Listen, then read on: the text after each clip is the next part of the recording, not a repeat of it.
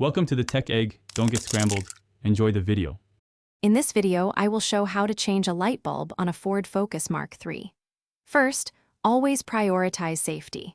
Ensure your vehicle's engine is completely off and cool to the touch before you begin. Wearing protective gloves is also a good idea to prevent any cuts or scrapes.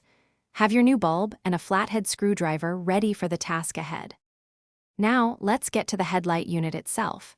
You'll find two retaining bolts positioned on the top of the headlight assembly. Using a suitable wrench or socket, carefully unscrew these bolts until they are completely loose. Once the bolts are removed, gently pull the entire headlight unit forward. It should slide out of its clips with a little careful persuasion.